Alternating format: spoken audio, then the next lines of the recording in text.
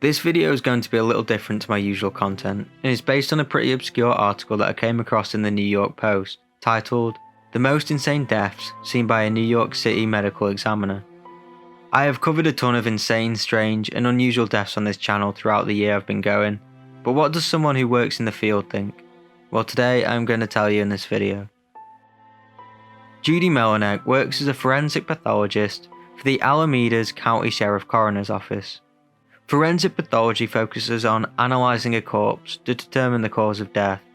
In some jurisdictions, a forensic pathologist conducts a post-mortem examination as part of the investigation for criminal and civil matters. At the start of her career, she considered either LA or New York, but she was given the advice of, if you really want to learn about forensic pathology, do a rotation in New York. All kinds of great ways to die there. So New York it was. The first week of her job, she dealt with a man getting shot by a woman, and her education in life and death in New York City began. She quickly learned the tips of the trade. One I found interesting was an old cop trick. If you're recovering a body in an apartment building, have each occupant brew a coffee to mask the smell. Oldest trick in the book, according to the officers. She started in New York's autopsy suite called the Pit in 1999. She performed her first autopsy on Terrence Brooker, a 26-year-old man with sickle cell anemia and heroin addiction.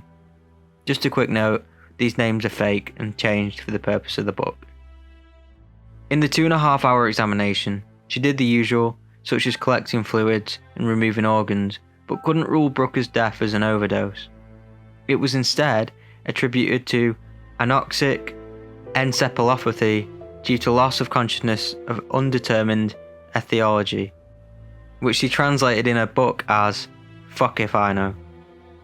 More unusual examples followed soon after. There was a hipster who was struck by lightning while attending a rooftop party in Chinatown. His body was absolutely unharmed, but his shoes had been blasted away. She described him as being thunderstruck.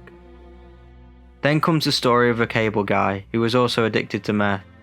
He locked himself out of his apartment after taking his dogs for a walk. He proceeded to tie his dogs up, go to the roof, and crack open the television cable box. He wrapped the cable around his chest and stepped off his roof to lower himself to his window. As you can probably predict, the cable snapped and he fell 8 stories to his death. His dogs were fine. The next few involved machines. Another one in Chinatown, an egg roll making machine burst. One of the workers' arms was severed by a flying blade. Miguel Galdino, another worker, was suffocated by being crushed by a machine's massive cylinder. According to her autopsy, Galdino remained cognizant and alert for minutes, whilst his chest cavity filled up with blood. When the families ask if they suffer, she almost always lies. When people ask Judy the worst case of death she has ever seen, she tells a story about Sean Doyle, who I was actually going to make a full video about at some point, before coming across this article. Doyle went out drinking with his friend Michael Wright and Wright's fiancée around Christmas time in 2002. Wright suspected Doyle of hitting on his girlfriend as they walked home, and got into a fight with Doyle. He ended up throwing him down an open manhole. It was an 18-foot drop. From a broken main there was a pool of hot water at the bottom. Doyle didn't die right away. In fact, he was standing below, reaching out and pleading for aid when the responders first arrived.